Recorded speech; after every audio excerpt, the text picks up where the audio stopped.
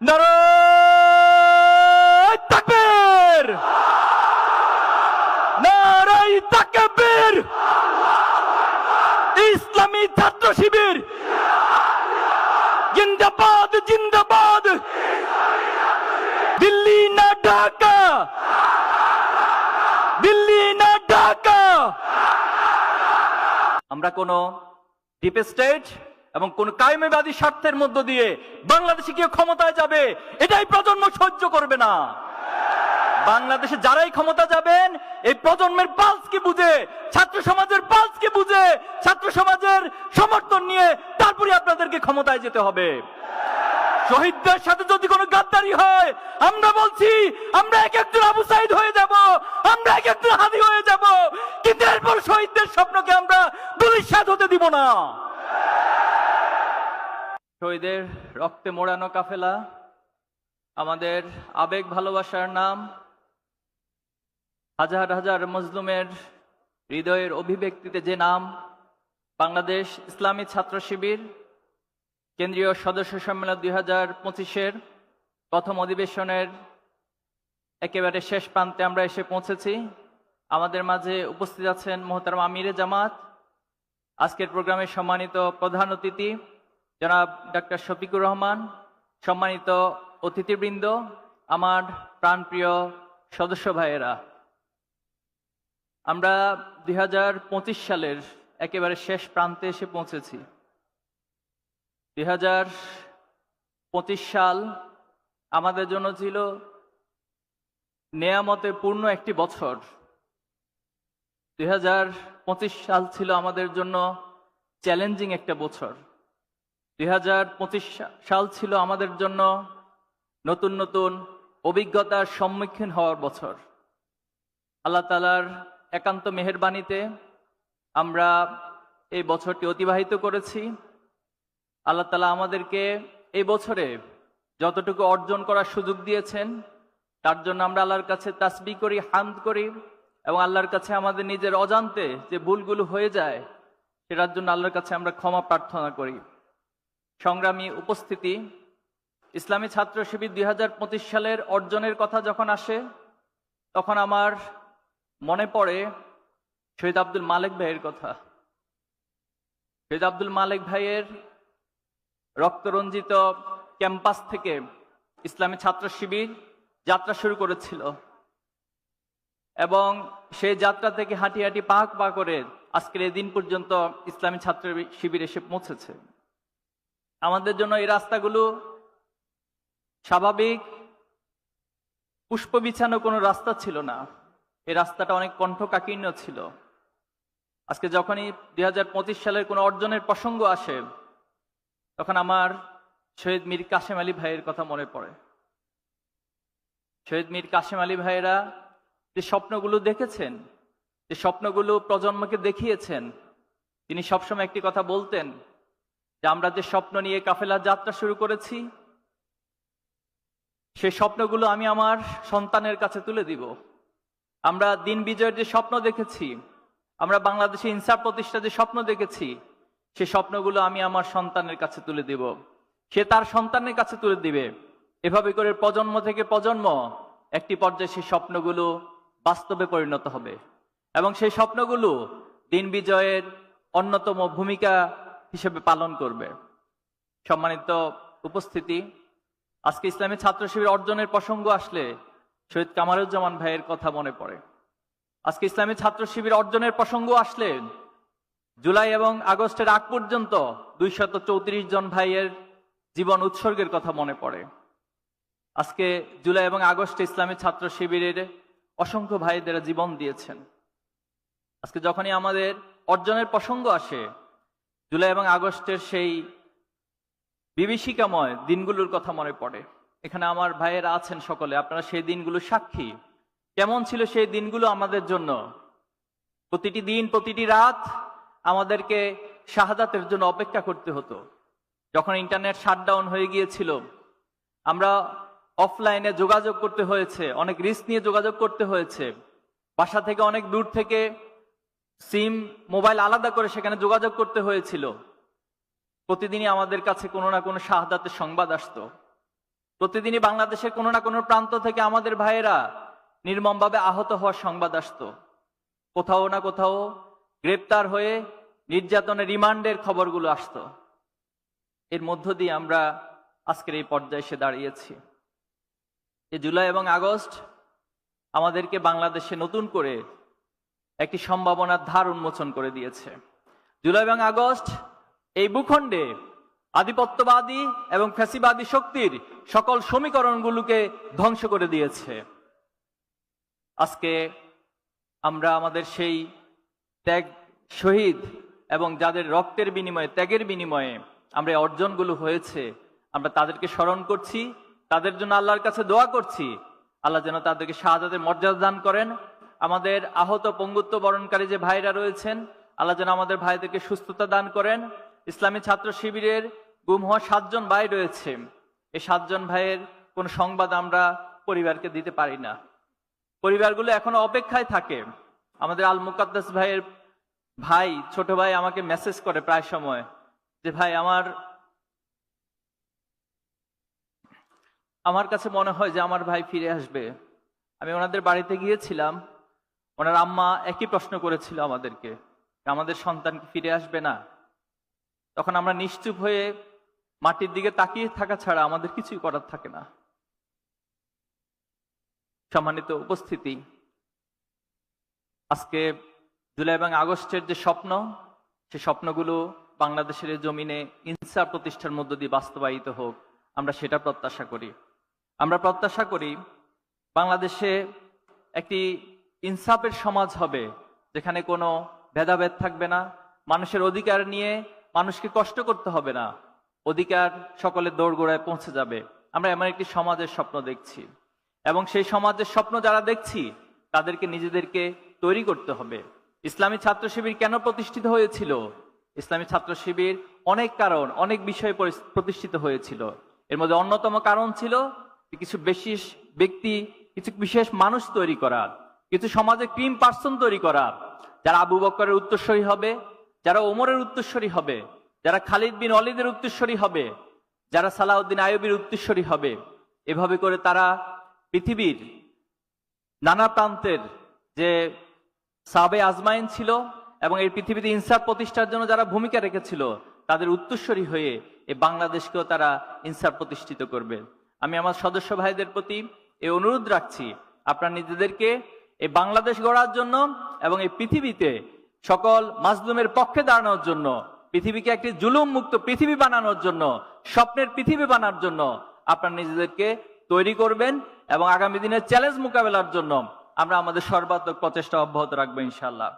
যারা আমাদের বিরোধিতা করেন, আমরা তাদের উদ্দেশ্যে বলবো, আমরা কখনো কাউকে শত্রু মনে করি না, বরং আমরা সকলের জন্য আমাদের হৃদয়ে ভালোবাসা অনুভব করি। আমরা জানি যারা আমাদের শত্রুতা করে তারা না বুঝে সেটা করে, তারা হয়তো দুনিয়ার কোনো স্বার্থের কারণে সেটা করে। আমরা তাদের প্রতি বিনীত অনুরোধ করব, আপনারা আপনাদের বিবেক দিয়ে ইসলামী ছাত্র শিবিরকে বিবেচনা করবেন, এবং আমরা তাদের জন্য দোয়া করব, আল্লাহ যেন তাদেরকে বুঝার তৌফিক দান করে। আমি আমার সদস্য ভাইয়েরা সহ সকল জনশক্তিদের উদ্দেশ্যে বলবো, কখনো কারোর প্রতি কেউ যদি আমাদের প্রতি বিদ্বেষ পোষণ করে, আমরা তাদের প্রতি বিদ্বেষ পোষণ করব না, বরং আমরা আমাদের উদার হৃদয় দিয়ে, আমাদের চারিত্রিক মাধুর্যতা দিয়ে আমরা তাদের হৃদয়গুলোকে জয় করে নেওয়ার যে মিশন, সেই মিশন আমরা অব্যাহত রাখবো ইনশাআল্লাহ। আমরা বিশ্বাস করি যে অমায়িক আচরণ দিয়ে পৃথিবীর সবকিছুকে জয় করা যায়, এবং আমরা কারো জন্য কখনো আমাদের দাওয়াতি কার্যক্রমকে ব্লক করে দিব না, বরং সবার জন্য আমাদের মেসেজগুলো, আমাদের কথাগুলো যেন দাওয়াতি উপকরণ হয়, দাওয়াতি মাধ্যম হয়। আমরা সেভাবে করে সবার সাথে কথা বলার চেষ্টা করব। নিঃসন্দেহে আপনারা জানেন যে খালিদ বিন ওয়ালিদ রাদিয়াল্লাহু তাআলা আনহু, তিনি উহুদ যুদ্ধে মুসলমানদের বিপর্যয়ের অন্যতম নায়ক ছিলেন। কিন্তু সেই খালিদ বিন ওয়ালিদ রাদিয়াল্লাহু তাআলা আনহু একটা পর্যায়ে ইসলাম গ্রহণ করেছিলেন। তিনি আল্লাহ রাসূলুল্লাহ সাল্লাল্লাহু আলাইহি ওয়াসাল্লামের পক্ষে, ইসলামের পক্ষে অনেক জিহাদের ময়দানে ভূমিকা রেখেছেন এবং বিজয়ী হয়েছিলেন। ওমর রাদিয়াল্লাহু তাআলা, তিনি আল্লাহ রাসূলুল্লাহ সাল্লাল্লাহু আলাইহি ওয়াসাল্লামকে হত্যা করার উদ্দেশ্যে বাড়ি থেকে বের হয়েছিলেন, কিন্তু আল্লাহ তাআলা ওমর রাদিয়াল্লাহু তাআলা আনহুর মনকে পরিবর্তন করে দিয়েছেন। যে ওয়াহশী আল্লাহ রাসূলুল্লাহ সাল্লাল্লাহু আলাইহি ওয়াসাল্লামের চাচা হামজা রাদিয়াল্লাহু তাআলা আনহুকে হত্যা করেছিল, শুধু হত্যাই নয়, হামজা রাদিয়াল্লাহু তাআলার কলিজাটুকু ছিঁড়ে এনে হিন্দাকে দিয়েছিল। সে ওয়াহশী একটা পর্যায়ে ইসলাম গ্রহণ করেছিল। আল্লাহ রাসূলুল্লাহ সাল্লাল্লাহু আলাইহি ওয়াসাল্লাম যখন তায়েফের ময়দানে গিয়েছিল, আল্লাহ রাসূলুল্লাহ সাল্লাল্লাহু আলাইহি ওয়াসাল্লাম অনেক কষ্ট করে, অনেক পথ পাড়ি দিয়ে তায়েববাসীর কাছে দিনের দাওয়াত, ইনসাফের দাওয়াত, ইসলামের দাওয়াত নিয়ে গিয়েছিল। কিন্তু তায়েববাসী পৃথিবীর সেই রহমত স্বরূপ মানুষটিকে তারা ছোট ছোট বাচ্চাদেরকে লেলিয়ে দিল। আল্লাহ রাসূলুল্লাহ সাল্লামকে রক্তাক্ত করা হলো। তখন জিবরাইল আমিন তিনি আল্লাহ রাসূলুল্লাহ সাল্লাম অনুমতি চাইলেন যে তায়েববাসী আপনাকে এভাবে রক্তাক্ত করেছে, আপনি শুধু আমাদেরকে অনুমতি দেন, আমরা আল্লাহ তাআলার পক্ষ থেকে এই মুহূর্তে পাহাড় দিয়ে পুরো তায়েববাসীকে দোষিয়ে দিব। কিন্তু আল্লাহ রাসূলুল্লাহ সাল্লাম তিনি রহমত স্বরূপ ছিলেন পুরো পৃথিবীবাসীর জন্য। তিনি বলেছিলেন যদি তাদেরকে ধসিয়ে দেওয়া হয়, যদি তাদেরকে ধ্বংসই করে দেওয়া হয়, তাহলে দিনের দাওয়াত আমরা কার কাছে পৌঁছাবো? আমার বিশ্বাস একদিন তায়েববাসী অবশ্যই বুঝতে পারবে এবং তারাও ইসলামের পথে শামিল হবে ইনশাআল্লাহ। আমরা সেই আদর্শকে লালন করে এই জমিনে যারা আমাদের বিরোধিতা করছে, আমরা তাদের জন্য আমাদের হৃদয়কে উন্মুক্ত রাখবো, প্রসারিত রাখবো, তাদেরকে দিনের পথে আহ্বান করব। আমরা আমাদের চারিত্রিক মাধুর্যতা দিয়ে তাদেরকেও দিনের পথে ইনশাআল্লাহ নিয়ে আসবো। আল্লাহ তাদেরকে কবুল করুন, আমিন। সম্মানিত ভাইয়েরা, আমরা সরকারের প্রতি উদাত্ত আহ্বান জানাবো যে জুলাই এবং আগস্টের বিপ্লবের মধ্য দিয়ে আপনাদেরকে সরকারে বসানো হয়েছে। আমরা এই কথাগুলো অনেকবার বলেছি। আপনারা স্বাভাবিক কোনো নির্বাচন, স্বাভাবিক কোনো প্রক্রিয়া ক্ষমতায় বসেন নাই। আপনারা আমাদের দেশের শত শত হাজার হাজার শিক্ষার্থীদের, আমাদের দেশের ছাত্রদের, যুবকদের, রিক্সাওয়ালা, শ্রমিক, এই রক্তগুলো, এই জীবনগুলোর উপরে আপনারা ক্ষমতায় বসেছেন। তাহলে আপনারা সেই ক্ষমতায় বসে যদি আবার সে ফ্যাসিবাদ কায়েমের চিন্তা করেন, অথবা ফ্যাসিবাদী কায়েমি স্বার্থকে যে এস্টাবলিশমেন্ট রয়েছে তাদেরকে যদি সুযোগ দেন, তাহলে এটা শহীদদের সাথে প্রতারণা ছাড়া আর কিছু নয়। আমরা তাদের প্রতি উদাত্ত আহ্বান জানাবো, এই রক্তের সাথে বেইমানি করবেন না। এটা শুধু পরকালে শাস্তি পাবেন না, এ দুনিয়াতেও আপনাদেরকে শাস্তি পাইতে হবে। আজকে কতটা দুঃখের সাথে, কষ্টের সাথে আমাদেরকে দেখতে হচ্ছে, বলতে হচ্ছে, আমরা সময়ের মধ্যে অতিবাহিত করতে হচ্ছে। আমাদের জুলাই আন্দোলনের অন্যতম সহযোদ্ধা শহীদ শরীফ ওসমান বিন হাদিকে নির্মমভাবে হত্যা করা হয়েছে। এটা কিভাবে সম্ভব? এবং হত্যা করার পর আমরা জেনেছি ওনাকে গুলি করা হয়েছে 2টায়, অথচ বাংলাদেশের যে সীমান্তগুলো রয়েছে সেখানে নিউজ গিয়েছে সন্ধ্যা 7টার পর যে আপনারা পাড়ি বসান, চেকপোস্ট বসান। এ কেমন আচরণ করেছেন আপনি? তারা কিভাবে করে বাংলাদেশের বর্ডার পার হয়? তাহলে বাংলাদেশের বর্ডার পার হয়ে যে রাষ্ট্রে যাচ্ছে তাদেরকে কারা আশ্রয় দিচ্ছে? আজকে এই প্রশ্নগুলোর উত্তর অবশ্যই এই জাতিকে, এই প্রজন্মকে খুঁজে বের করতে হবে। আমরা কোন ডিপ স্টেট এবং কোন কায়েমিবাদী স্বার্থের মধ্য দিয়ে বাংলাদেশে কেউ ক্ষমতায় যাবে, এটাই প্রজন্ম সহ্য করবে না। বাংলাদেশে যারাই ক্ষমতা যাবেন, এই প্রজন্মের পালসকে বুঝে, ছাত্র সমাজের পালসকে বুঝে, ছাত্র সমাজের সমর্থন নিয়ে তারপরে আপনাদেরকে ক্ষমতায় যেতে হবে। শহীদদের সাথে যদি কোনো গাদ্দারি হয়, আমরা বলছি আমরা এক একজন আবু সাইদ হয়ে যাব, আমরা এক একজন হাদি হয়ে যাব, কিন্তু এরপর শহীদদের স্বপ্নকে আমরা ধূলিসাৎ হতে দিব না।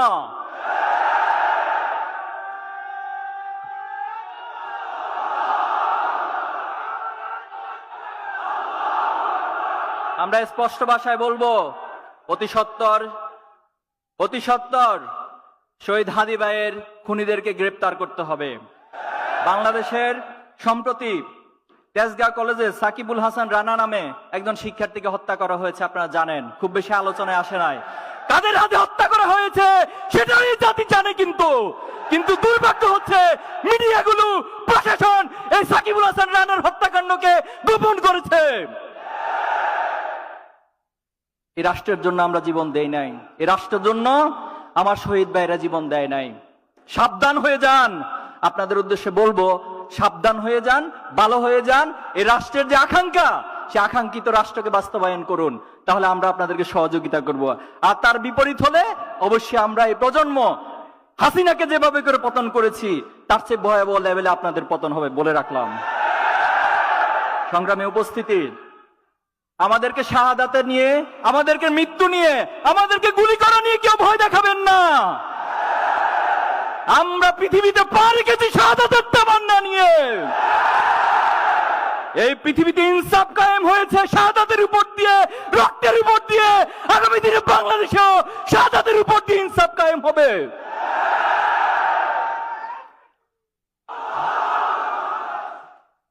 এই জমিনের প্রতি ইঞ্চি মাটি আমাদের শহীদের রক্তে কেনা। সংগ্রামী ভাইয়েরা, আজকে আমি স্লোগান দিতে চাই, আপনারা স্লোগান দিবেন আমার সাথে। আমি জুলাইকে স্মরণ করে স্লোগান দিব, আমি ফ্যাসিবাদকে স্মরণ করে স্লোগানগুলো দিব, আমি আর হাদি ভাইকে স্মরণ করে স্লোগান দিব। বাংলাদেশে আগামী দিনে ইনসাফকে স্মরণ করে স্লোগান দিব। নারায়ে তাকবীর, নারায়ে তাকবীর, ইসলামী ছাত্র শিবির জিন্দাবাদ, জিন্দাবাদ। কোটা না মেধা, কোটা না মেধা, দিল্লি না ঢাকা, দিল্লি না ঢাকা, গোলামি না আজাদি, গোলামি না আজাদি। বুকের ভিতর অনেক ঝড়, বুকের ভিতর অনেক ঝড়, আপোষ না সংগ্রাম, আপোষ না সংগ্রাম। আবু সাইদ মুগ্ধ, আবু সাইদ মুগ্ধ, আমার ভাইয়ের রক্ত, আমার ভাইয়ের রক্ত, হাদি ভাইয়ের রক্ত, শহীদদের রক্ত। আমরা সবাই হাদি হব, যুগে যুগে লড়ে যাব। আমরা সবাই হাদি হব। We want justice, we want justice, free free, free free, free free, free free, free free, free free, from the river to the sea, from the river to the sea, from the river to the sea. ইনকিলাব, ইনকিলাব, ইনকিলাব, ইনকিলাব, ইনকিলাব, ইনকিলাব। সংগ্রামী ভাইয়েরা, আমরা এই জমিনে ইনকিলাব বাস্তবায়ন করে ছাড়বো ইনশাআল্লাহ। প্রিয় ভাইয়েরা, এই জমিনে ইনসাফ কায়েম হবে, ইনকিলাব কায়েম হবে। কিন্তু আমি ব্যক্তি যদি কোনো কারণে আল্লাহর কাছে প্রশ্নবিদ্ধ হয়ে যাই, যদি কাল কিয়ামতের মাঠে আল্লাহ তাআলা আমাকে কোনো প্রশ্ন করে বসেন, তাহলে আমার জন্য ইনকিলাব ব্যক্তির জন্য কোনো কাজে আসবে না। আল্লাহ রাসূলুল্লাহ সাল্লাল্লাহু আলাইহি ওয়াসাল্লাম একদিন সবাইকে প্রশ্ন করেছেন, এই দুনিয়ার সাথে আমার কি সম্পর্ক? তখন আল্লাহ রাসূলুল্লাহ সাল্লাল্লাহু আলাইহি ওয়াসাল্লাম নিজেই সেটার উত্তর দিয়েছেন একটা উপমার মধ্য দিয়ে। তিনি বলেছেন যে কোন একজন পথিক যখন অনেক দূরবর্তী পথে যাত্রা করে, পথিমধ্যে তিনি একটি বৃক্ষ দেখতে পেল এবং সেই বৃক্ষের নিচে সামান্য কিছু সময় বিশ্রামের প্রয়োজন হলো এবং বিশ্রাম করে তিনি আবার তার নির্দিষ্ট গন্তব্যের দিকে হেঁটে যান। রাসূল সাল্লাল্লাহু আলাইহি ওয়াসাল্লাম বলেছেন, এই দুনিয়ার সাথে আমার সম্পর্ক হচ্ছে সে পথিকের অতি সামান্য কিছু সময় বৃক্ষের নিকট বিশ্রাম নেওয়ার মতো। আল্লাহ তাআলার কাছে এই দুনিয়ার মূল্য একটি মশার ডানার চেয়ে তুচ্ছ হিসেবে বিবেচিত হয়। আল্লাহ সাল্লাল্লাহু আলাইহি ওয়াসাল্লাম হাদিসে বলেছেন যে কোনো একজন ব্যক্তি যদি সমুদ্রের মধ্যে তার আঙ্গুলকে চুবিয়ে দেয়, চুবানোর পর যখন সে আঙ্গুল উত্তোলন করে, আঙ্গুলের মাথায় যে সামান্য পানি থাকে, আখিরাতের তুলনায় দুনিয়াটা হচ্ছে ততটাই নগণ্য। সংগ্রামী ভাইয়েরা আমার, আমরা আমাদের এই সকল প্রচেষ্টার মধ্য দিয়ে আল্লাহর কাছে একটা জিনিসে চাই, আল্লাহ যেন আমাদেরকে জান্নাতে শামিল করে নেন। আল্লাহ যেন আমাদের সকল কর্ম প্রচেষ্টাগুলোকে তার সন্তুষ্টির মাধ্যম হিসেবে কবুল করে নেন। বিগত সময়ে ইসলামী ছাত্র শিবির যে পথ মাড়িয়ে দিয়ে এসেছে, 2025 যতটুকু অর্জন হয়েছে, আগামী বছর আপনাদের সকলের প্রচেষ্টার মধ্য দিয়ে আল্লাহ তাআলা আমাদেরকে আরো অনেক অনেক বেশি অর্জনের সম্মুখীন করবে ইনশাআল্লাহ। আল্লাহ আমাদেরকে আরো অনেক অনেক অর্জনের দিকে, সফলতার দিকে ধাবিত করবেন ইনশাআল্লাহ। নাসরুম মিনাল্লাহি ওয়া ফাতহুন করিব। সর্বশেষ আল্লাহ তাআলার কাছে একটাই ফরিয়াদ, আমাদের সবকিছুর বিনিময়ে আমাদের রব যেন আমাদের উপর সন্তুষ্ট হয়ে যায়। আল্লাহর আমার রব যখন বলবে রাদিয়াল্লাহু আনহু ওয়া রাদু আনহুম, তখন আমার বান্দা হিসেবে, গোলাম হিসেবে আমার আর চাওয়া পাওয়ার কোনো কিছুই থাকবে না। আল্লাহ আমাদেরকে তার সন্তুষ্টির চিত্ত বান্দাদের কাতারে শামিল করে নিন। আল্লাহ তাআলা আমাদের সবাইকে তার জান্নাতে একসাথে করে শামিল করে নিন। আপনাদের সবাইকে অনেক অনেক ধন্যবাদ। মোহতারাম প্রধান অতিথি থেকে শুরু করে যত ভাইয়েরা এখানে এসেছেন, কষ্ট করে আমাদেরকে সময় দিয়েছেন, সাংবাদিক বন্ধুরা এসেছেন, আইন শৃঙ্খলা বাহিনীর ভাইয়েরা রয়েছেন, আমাদের ভাইয়েরা এই প্রোগ্রাম বাস্তবায়নের জন্য গত মাসব্যাপী অনেক কষ্ট করেছেন, শ্রম দিয়েছেন। আমি সবার জন্য আল্লাহ তাআলার কাছে উত্তম জাযার কামনা করছি। আপনাদেরকে ধন্যবাদ জানিয়ে আমাদের প্রথম অধিবেশন এখানেই সমাপ্ত ঘোষণা করছি। আসসালামু আলাইকুম ওয়া রাহমাতুল্লাহি ওয়া বারাকাতুহু।